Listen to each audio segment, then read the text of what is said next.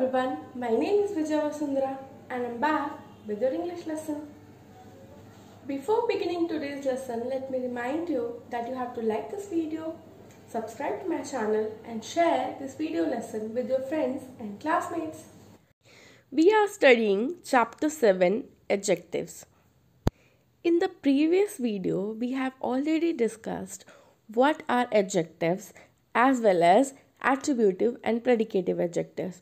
And in today's video, we are going to discuss kinds of adjectives and degrees of comparison in adjectives. Right? So let's begin. So this video is a short revision version of what we have been studying in the classes, in the online sessions in this previous week, this past week, right? So there are 7 kinds of adjectives that you have to study. The adjective of quality, quantity, number, demonstrative adjective, possessive adjective, distributive adjective and integrative adjective, right? So let's begin with adjective of quality.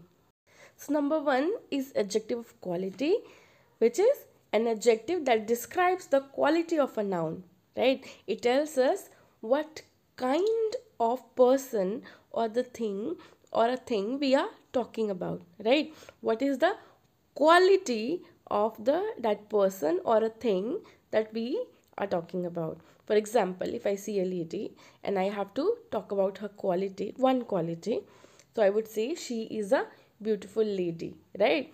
Being beautiful is one of her qualities, right? Number 2, adjective of quantity. An adjective that shows the amount of a noun or a pronoun. It basically shows how much of something is there, right? For example, the words some, any, little, few, much, enough, all, whole, great, sufficient. If these kinds of words are used that show an amount of something but not the exact number of number of things, right? Not the exact number. So these kind of words, they make adjective of quantity. For example, I have enough food. Now I have not measured the amount of food that I have, but I know that I have enough. Okay, so it's telling me the amount but not the exact amount. Here's another example. Would you like to take some rest before you leave? Right? So some rest but not exactly how many minutes or how many hours. Okay, do you see? It tells about the amount but not the exact amount, right? So this is adjective of quantity. Number 3 is adjective of number, right? An adjective that shows how many people or things are being referred to or tells us their order in a series, right? For example, today is the first day of the week, right? So I am telling the order of today in a series, right? The series is the days of the week, right? So this adjective gives us a number. For example, I ate 3 burgers or he ate 3 burgers. 7 days make a week. The next one, number 4, is demonstrative adjective. Now it is an adjective that helps to point at people or things, right? For example, that building is a museum, right? The words are this, that, these and those, right? We have already studied these in demonstrative pronouns. Do you remember? This, that, these and those. This and that for singular, these and those for plural. This and these for things near us. And that and those for things that are far from us. So these words helps point at people or things and thus they are called demonstrative adjectives, right?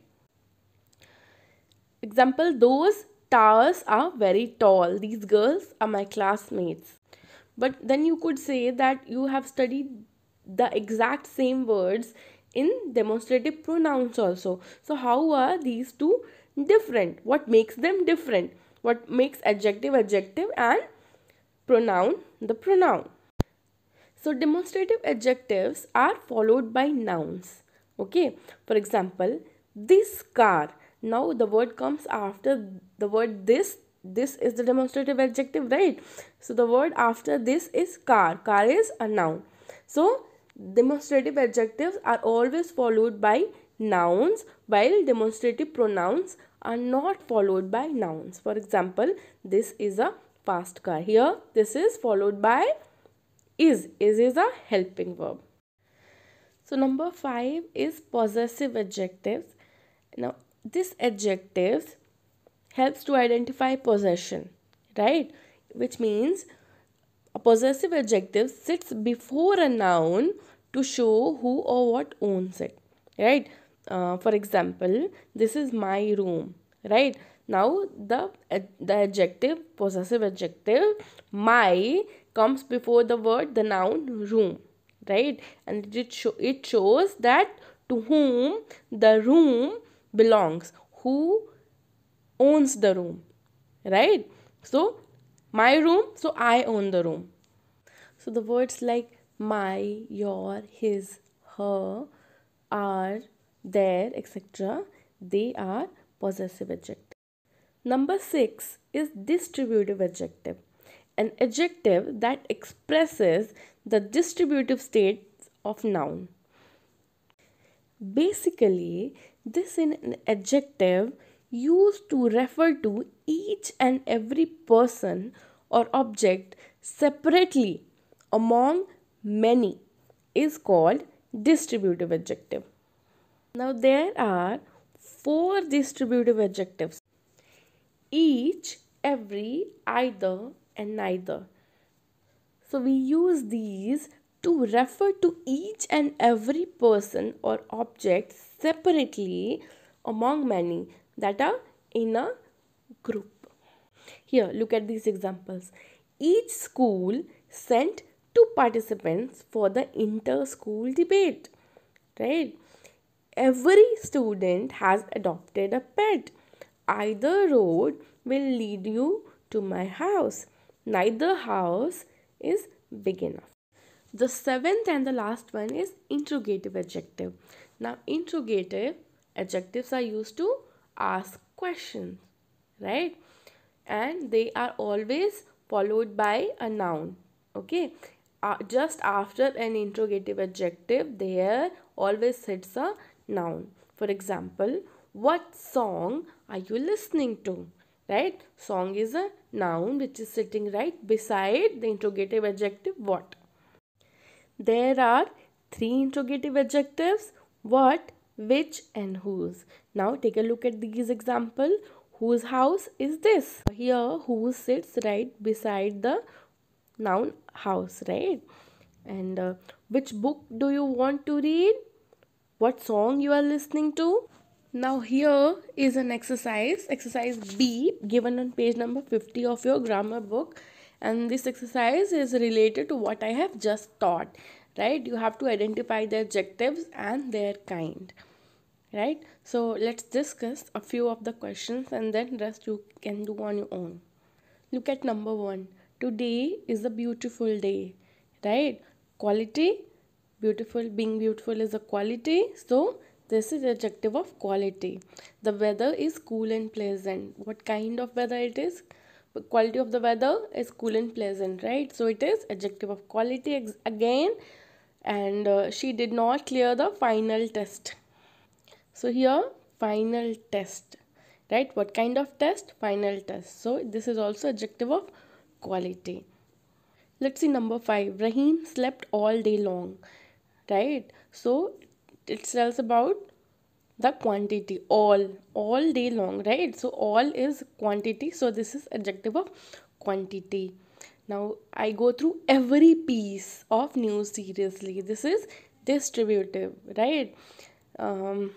Either boy can go at a time but not both. Number 8, right? This is also distributive. Number 9, those flowers have withered. Look at the word those, right? So those is what? Those is demonstrative adjective. So I hope that rest of this exercise you will be able to do on your own. The next thing that we have to study today is degrees of comparison, right?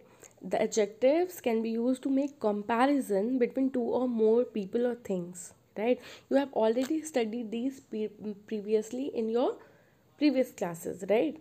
And so it would be easier for you to understand. So there are three degrees of comparison: positive, comparative, and superlative. Positive would be hot, and comparative is hotter, and superlative degree would be hottest, right? So let's discuss what are those. So when we talk of one person or thing, we use positive degree. For example, Rohan is a tall boy. This garden is beautiful. He is an intelligent boy. We are talking about just one person or a thing here, right? So that's why we are using positive degree. Now, positive degree is also used for comparison of similarities and dissimilarities, right? For example, he is as brave as his father. Now, here we are comparing him to his father, saying that he is brave as his father, right? We are using as here. She is not as kind as her mother. This is a dissimilarity, right? She is not as kind as her mother, comparing the mother to the girl or the woman. We use comparative degree when we compare two people or things, right? For example, when we are talking about who is taller, right? So Saf is taller than Rohan. We use taller with the word than. Okay, they both always come together. Than is a part of comparative degree. Taller than, right? And some words we cannot use er or est in some words. For example, we can never say beautifuler or beautifulest, right? So what do we use here? We would use more beautiful or most beautiful. For comparative degree, it would be more beautiful.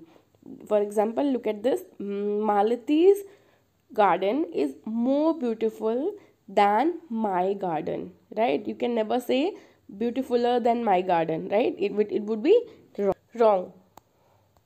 Here is one more example.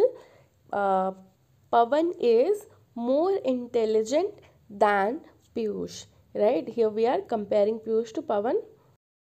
So the last degree of comparison is superlative degree. When we compare three or more people or things, we use superlative degree. For example, Riaz is the tallest boy in the class, right? He is the tallest among a group of boys. Susan's garden is the most beautiful garden in the colony. The most beautiful, right? Because we cannot say beautifulest. So we use most with superlative degree. So the last example is Jimmy is the most intelligent child in his family. The exercise related to this degree of comparison is on page number 51 of your book, exercise D, and I hope you would be able to do that on your own. And please look this exercise up in the description box of this video, there in the notes section, right? Now let's take a look at the another topic that we have to do in degree of comparison, which is transformation of degrees of comparison, right? Degrees can be changed without changing the meaning of the sentence. Let's see how. Let's see a few examples and try to understand how the degrees changes but the meaning of the sentence doesn't. For first example, here look at this sentence. She is the smartest girl in the class, right? Now this sentence is in superlative degree. Now how we can change it in positive degree and comparative degree? Let's take a look. We can also say that no other girl in the class is as smart as she is. So this sentence would be in positive degree. And if we say that she is smarter than all other girls in the class, this would be in comparative degree. But these two have not changed the meaning of the sentence. Now look at this other example. Sita is as tall as Geeta, right? So this sentence is in positive degree, as tall as. Now there is another way to say this thing. When we say Sita is not as tall as Geeta, that means Geeta is not taller than Sita, right? This would be the sentence if we say it in comparative degree. So here another example, her performance is better than that of any other girl of the school. This is in comparative degree, right? Now here, see here, what else can we write? We can also say that the performance of any other girl of the school is not as good as hers. This would be in positive degree, right? As good as. If we change this into superlative degree, what would be? Her performance is best of all the performances given by the girls of the school. So do you see how we can change the sentence by changing the degree of comparison without changing the actual meaning of the sentence? Now exercise E and F given on page number 52 and 53 are related to this transformation of degrees of comparison, and I hope you will be able to do it on your own. Let's discuss a few of the questions and then the rest you can do on your own. So the question is, change the degree of comparison in each of the following sentences without changing the meaning. Question number 1, she is the most scared of all. That would mean that no one is as scared as she is, right? My slice is thicker than yours. Your slice is not as thick as my slice. His public image is most impressive. His public image is more impressive than others. Number 5, her room is the coziest of all the rooms in the bungalow. That means no other room in the bungalow is as cozy as her room. Number 6, her role in the play was more important than mine. Now I can say that my role in the play is not as important as hers. So now I hope that rest of the exercise and also exercise F you will be able to do on your own. Now the last thing that we have to study today is the order of adjectives. Now when you are using a number of adjectives together in one sentence, we have to use them in a certain order, right? Not you can never write randomly, right? You have to use the adjective in a certain order. Now what is the usual order? The usual order is the first thing that you would write is the quantity, adjective of quantity. Then you would put in the value, opinion or the quality, right? Number 2 would be the quality. Number 3 would be the size. Number 4 would be the age. Number 5 would be the shape. Number 6 color. Number 7 origin, which means from where that thing comes from, the noun comes from, right? And the last thing would be the material, of what material the thing is made of. So here are a few examples. Take a look. A tall, intelligent girl. Now there is a series in which these adjectives have been used here. A tall comes first, then intelligent, right? A small, thin American boy. A big pink plastic bucket. So you see how things have been used here. First, big, that means the size has come here, and then the color, and then the material of which the bucket has been made, right? The next example, a big rectangular field. A beautiful small doll. Take a look at this. Beautiful is the quality, that's why it comes first. Then small, which is the size. In the chart, size was at number 3, and beautiful, which is quality, it was at number 2, right? And then doll. A beautiful small doll. A red cotton cloth. So in the chart that you just saw, the red cotton cloth, red is the color which comes at number 6, and cotton is what? The material which came at number 8, right? So red would come first and cotton would later. A new sewing machine. Let's take a look at this exercise. Exercise G, given on page number 54 of your book. It is related to the order of the adjectives, right? Hopefully it would give you a better understanding. So the question is, fill in the blanks with the adjectives given in brackets. Use them in correct order. He is a dash boy, and we have to use bold and young. So what would come here first?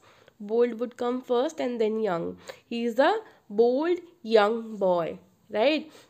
Because the quality comes first, then comes the age, right? Bold is quality, young is age. He brought a beautiful old Swiss clock, right? Beautiful is the quality, old is age, and Swiss is the origin. So they would come in that order. Number 3, they have a comfortable big Victorian castle, right? Comfortable is the quality which comes first, then comes the size, and then in the end would come the origin, right? That's why comfortable big Victorian. They have a comfortable big Victorian castle. Number 4, we bought some small pink plastic chairs for the kids' room. You see, according to that chart, some is quantity, so it would come first, and then would come what? Then would come small, because small is the size, and then pink because pink is the color which comes on number 6, right? And then in the end it would be plastic. Plastic is the material used for the chair. So hopefully it has all been clear to you and you have understood it clearly, and now you would be able to do these exercises on your own. And please check the description box for today's class notes as well as assignments and the exercises that we have done today. And so that's it for today, and I will see you again in the next video. Till then, take care of yourselves. Bye.